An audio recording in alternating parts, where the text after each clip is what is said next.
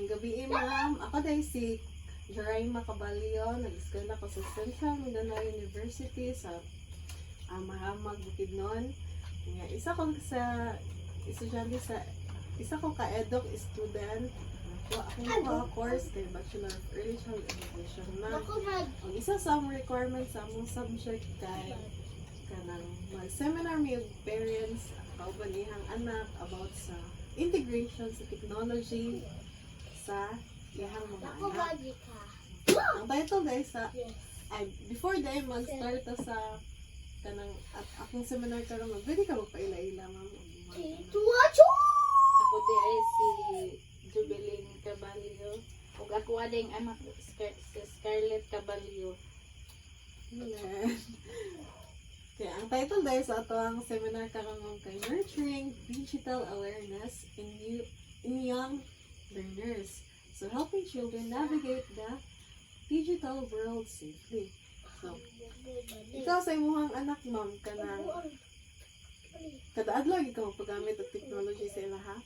Dili mo Sahay lang. sa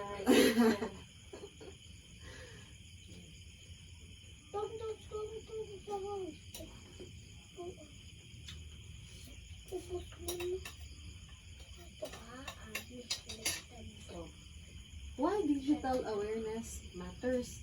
So, ano dahil gamatter gining magpagamit tag digital?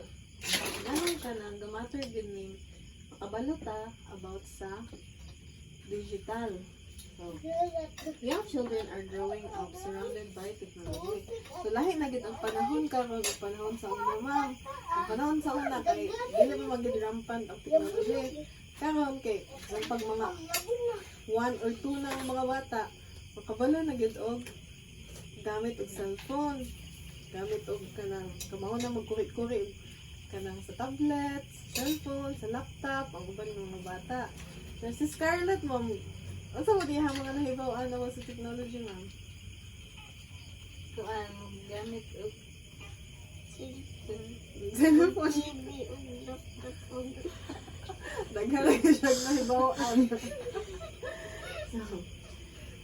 So, early exposure equals early influence. So, once nga ang bata is kanang mapagamit na ginato silang cellphone nga kanang bata pa sila, it means nga dali ra pud sila ma-influence. Sayo pud sila ma-influensyahan sa ilang mga kita sa technology. So, teaching awareness now helps prevent future risks.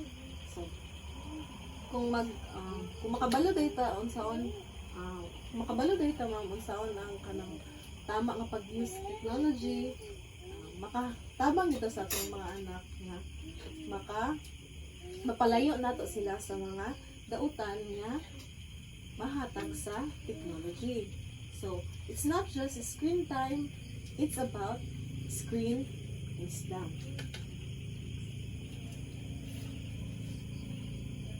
What to teach early on? So, first thing ma'am is how to use device gently. So, tudloan dyan na to itong mga anak nga unsaon nila paggamit sa device unsaon nila paggamit sa device nga dili lang na magamit sila rin basta-bastahon lang nila nga mga buak na ang cellphone or hala masuko sila sa ilang ginatanaw o muluding ihapak na yun kiluding kayo tuluan sila nga dili nila na buhaton. And be safe online. Diba? Karon daghan na kay mga scammers, daghan kay mga link tag YouTube, diba? Daghan kay mga links sa YouTube na kanang tutloko na to kay sagasa ka din maabot. Or sa Facebook or sa TikTok, diba? Nakabantay ka na Scarlett. Oh, nga binimog ka ng tagaan kag kwarta aton. Tagaan kag 50,000 or makadaog kag bulaan. Dili day tinuod. No. Diba? Kasi sila nga dili magpatakad-tuklok ang mga link. Be kind online. So, if na yung mga, for example, lugar, ato ang integrate sa atong bata kay kanang makatalk sila online. So, basi no, takabalo nga. Ang ilan na yung mga language dito kay kapamalikas na di ay. No, Scarlett na. May uban nga, or makadungog sila sa online nga, kapamalikas na din, masuon to nila. Know when to stop. Dapat tudloan po nato sila kung kanusa sila dapat muundang na og gamit sa technology o kanusa ka po tagaan na slag time limit. Next one is easy ways to teach digital awareness.